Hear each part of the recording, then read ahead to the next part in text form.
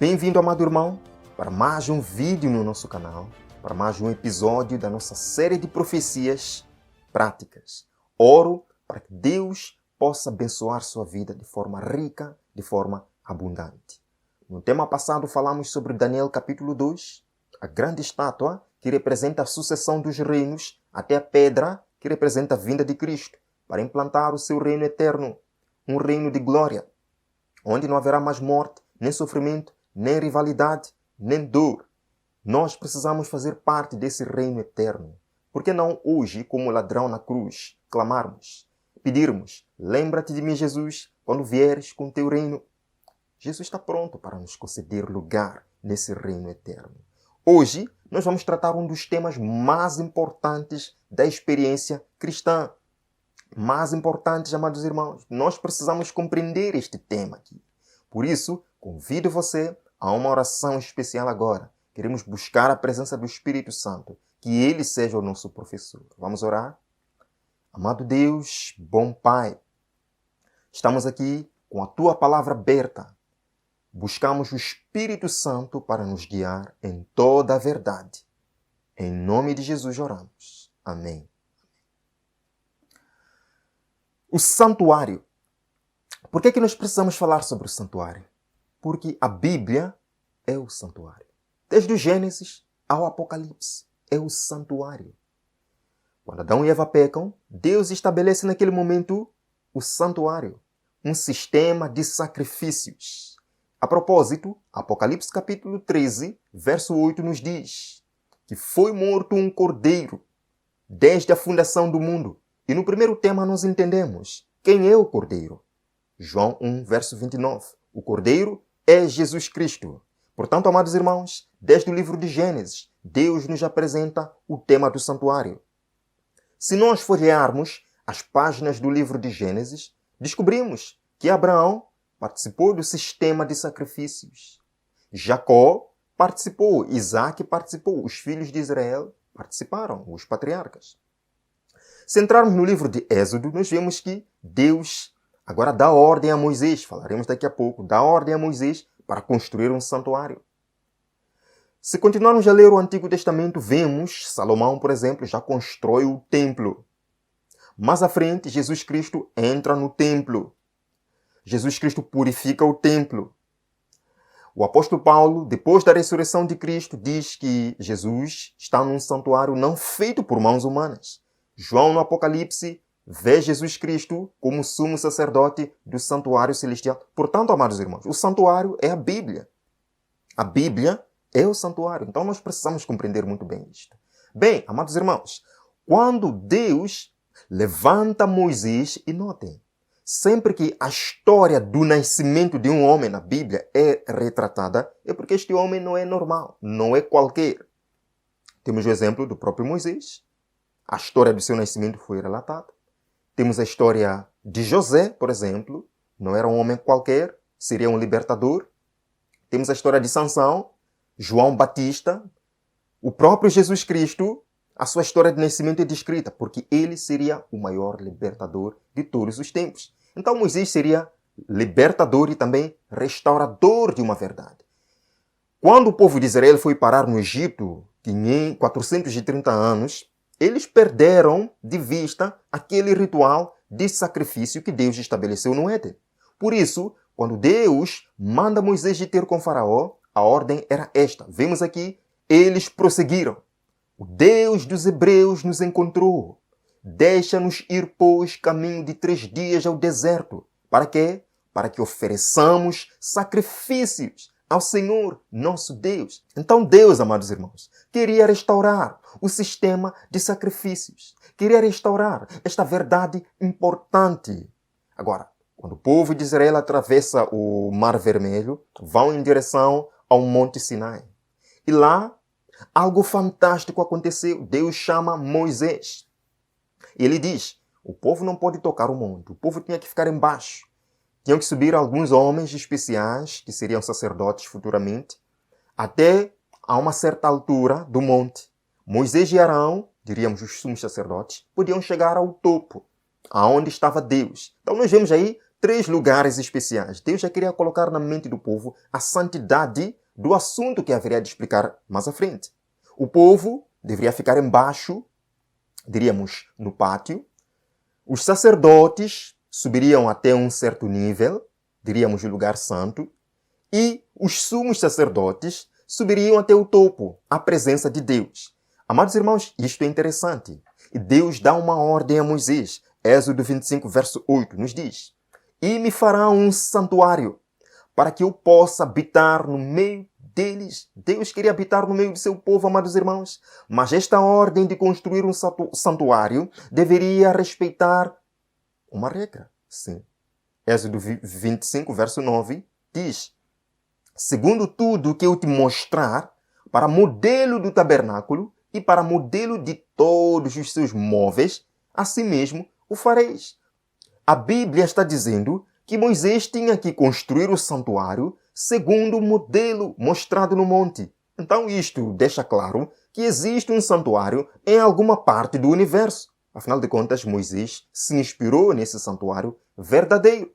Deus, amados irmãos, queria habitar no meio do seu povo. Que maravilha! Deus quer habitar no meio de nós. Aqui está a imagem mais clara. Estão vendo? Este santuário. Aqui estão as tribos de Israel ao redor do santuário. Aqui está a entrada e aqui está o santuário propriamente dito. Nós iremos ver detalhe por detalhe. Precisamos compreender este tema fantástico. Precisamos compreender este tema maravilhoso e importante. Agora, como vocês conseguem ver aqui na imagem, este santuário é composto por algumas partes especiais. Vocês veem a cortina, que na verdade é o muro do santuário. Aqui neste espaço nós vamos chamar de pátio. Tem uma porta que dá acesso ao lugar santo, que é esta primeira parte, com cobertura, e a outra porta que dá acesso ao lugar santíssimo, aqui mesmo na cobertura. Agora vejamos os móveis de cada parte do santuário. Vemos aqui, no pátio, nós encontramos primeiro este objeto, chamado o altar de sacrifício, ou o holocausto. Era o primeiro móvel encontrado aqui, logo na entrada. Estão vendo? O altar de sacrifício. Ainda no pátio, encontramos este objeto, é a pia onde os sacerdotes lavavam suas mãos. Passamos agora para o lugar santo. Quando abrimos a cortina, damos acesso ao lugar santo. No lugar santo, encontramos 3 móveis, 3 objetos especiais. Primeiro é a mesa com os pães, está vendo aqui? A mesa com os pães sagrados. Encontramos também o candelabro ou os 7 castiçais de ouro. Estão vendo? 1, 2, 3, 4, 5, 6, 7. O número 7 é especial para Deus. Encontramos também o altar de incenso. O altar de incenso no lugar santo. Entrando um pouquinho mais, abrindo a cortina, encontramos o lugar santíssimo, o santo dos santos. O que lá tem? A Arca da Aliança, contendo dentro os 10 mandamentos de Deus e também a vara de Arão que brotou. Este é o santuário. Deus não queria que os homens brincassem com este assunto. Lembram? Os filhos de Arão brincaram com este assunto. O que aconteceu com eles? Foram consumidos. Os filhos de Eli, que brincavam com este assunto, também pereceram. Deus não permitia que o ser humano brincasse com este santuário. Porque é o plano da salvação descrito aqui. E Deus não permite afronta ao plano da salvação. Agora vejamos aqui os serviços que eram realizados neste santuário. Vemos. Encontramos o serviço diário. O serviço diário. Dentro do serviço diário, encontramos o sacrifício individual. Quando o pecador trazia sua oferta diante do sacerdote no pátio e era sacrificado. Encontramos também um sacrifício coletivo. Aí já o sacerdote fazia para todo o povo de Israel, pela manhã e também pela tarde. De forma geral, o sacerdote pegava o sangue sacrificado lá no pátio, entrava aqui no lugar santo e aspergia diante do véu, diante do altar. Isto, simbolicamente, contaminava o santuário.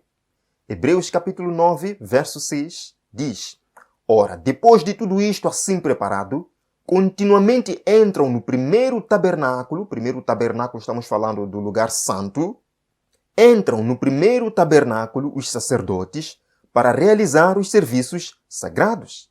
Isso acontecia todos os dias, por isso que chamamos serviço diário, certo? Agora, existia também um serviço anual. O serviço anual acontecia no 10º dia do 7º mês, que era chamado o dia da expiação.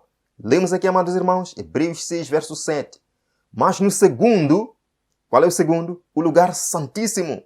No segundo, o sumo sacerdote, ele sozinho, uma vez por ano, estão vendo? Uma vez por ano, não sem sangue, que oferece por si e pelos pecados de ignorância do povo. Ele tinha que entrar com sangue, não sem sangue, uma vez por ano, no dia da expiação, para realizar um trabalho sagrado, que é de purificação do santuário, que foi profanado ao longo do ano.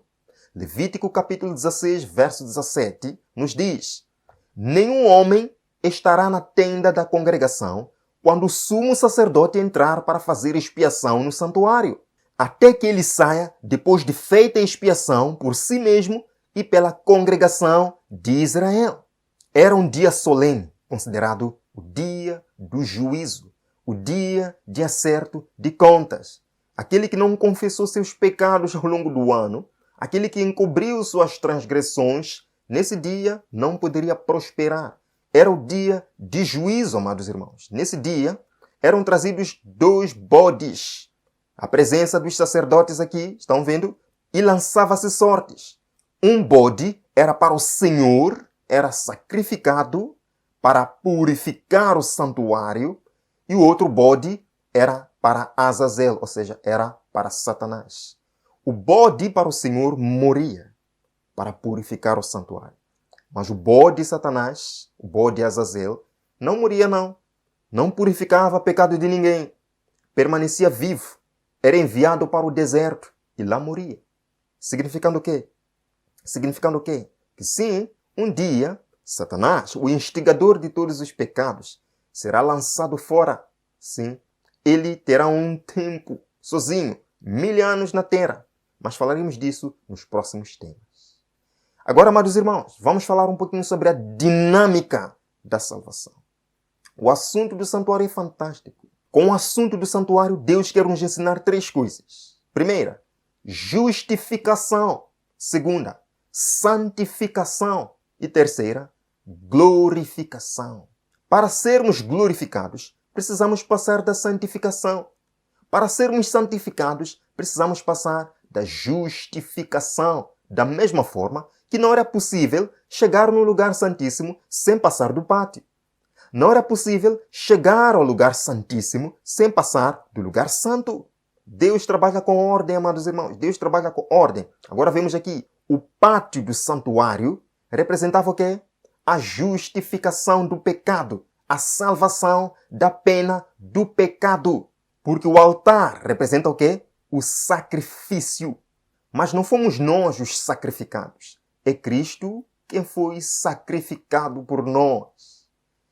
Temos também no pátio a pia onde os sacerdotes lavavam suas mãos antes de entrar no lugar santo. Representa o que, amados irmãos? O batismo. O batismo representa um novo nascimento. Fomos salvos da pena do pecado, porque o salário do pecado é a morte. Mas Cristo nos justifica através do batismo.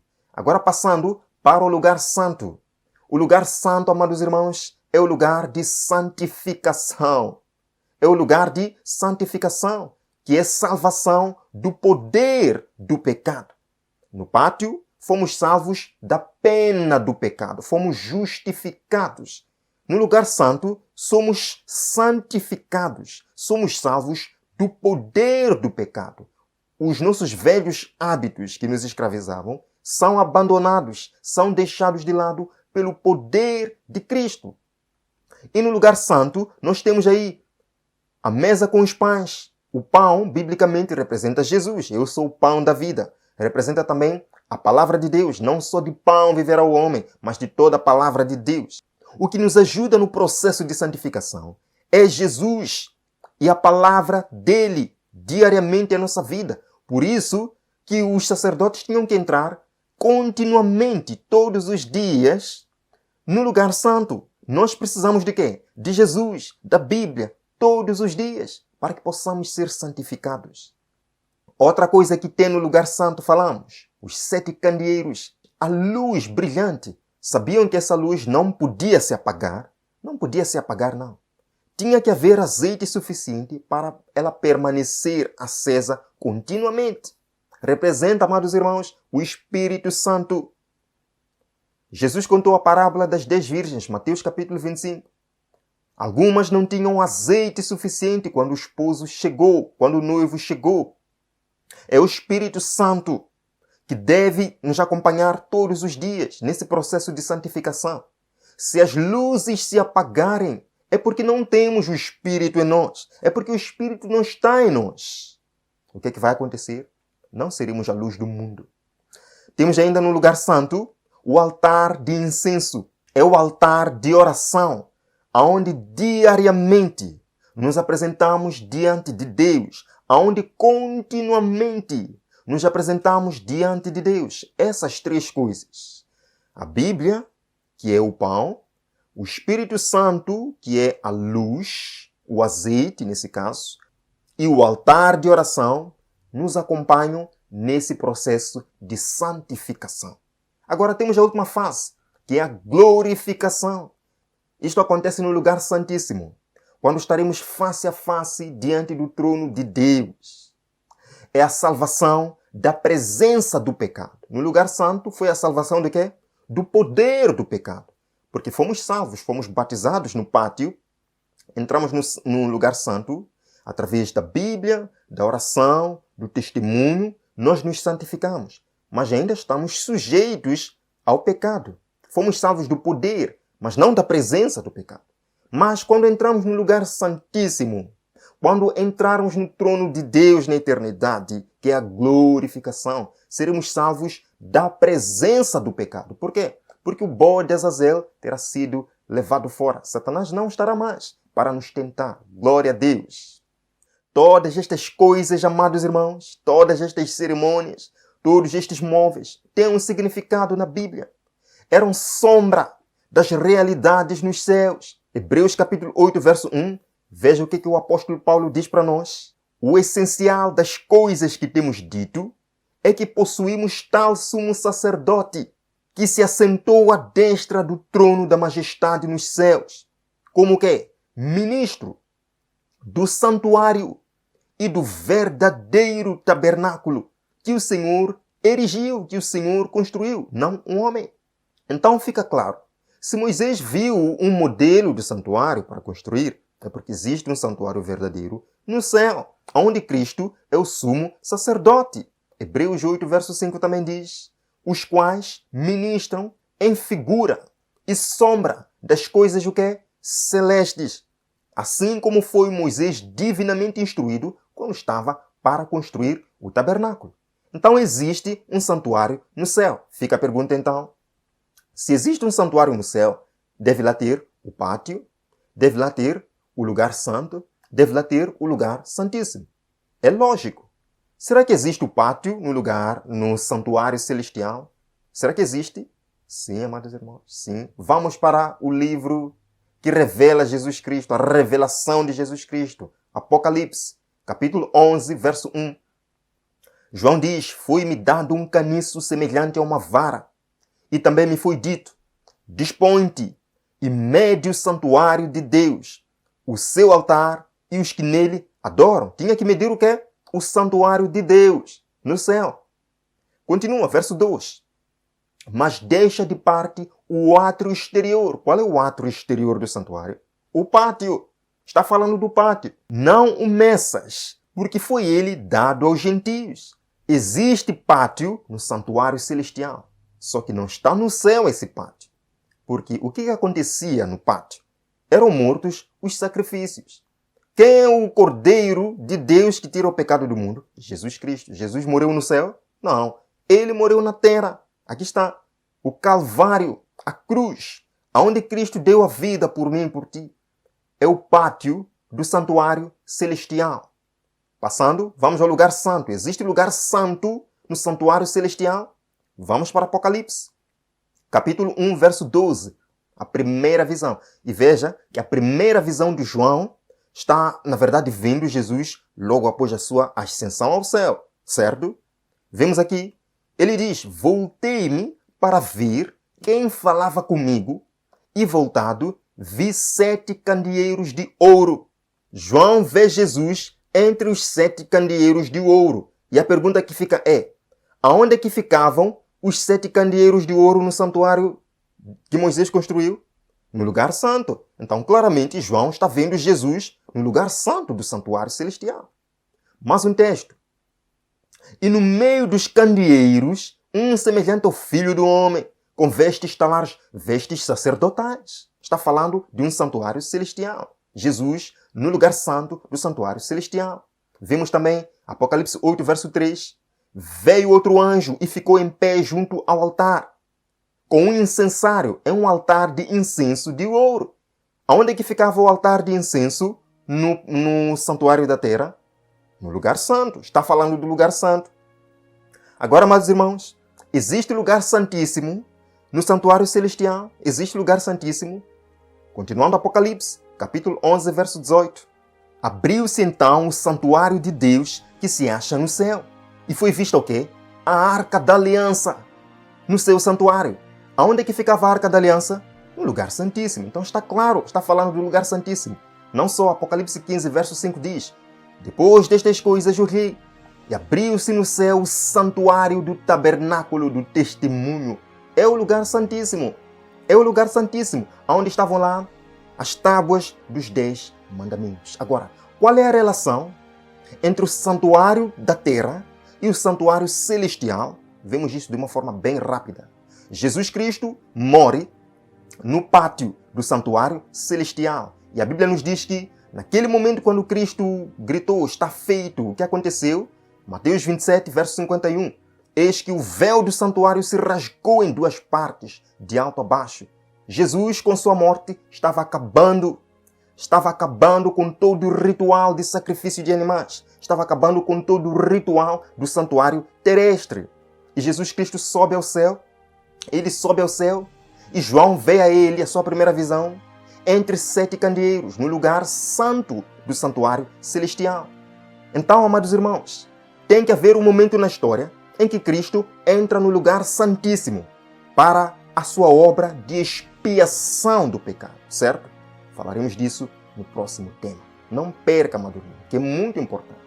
Convido você a uma oração. Obrigado, amado Jesus Cristo, por termos entendido este tema fascinante.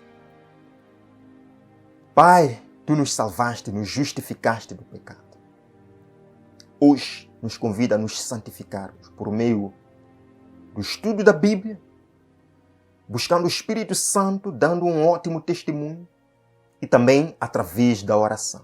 Aprendemos hoje, Senhor, que existe um santuário celestial, onde Cristo está intercedendo por nós. Que alegria em saber que temos um advogado junto ao Pai que intercede por nós. Estamos ansiosos para o próximo tema, onde iremos escavar mais a Tua palavra e descobrirmos pérolas, diamantes de verdade. Guia-nos, ó Pai, em toda a verdade.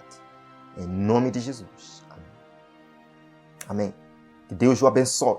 Nos vemos no próximo episódio desta série maravilhosa. Amém.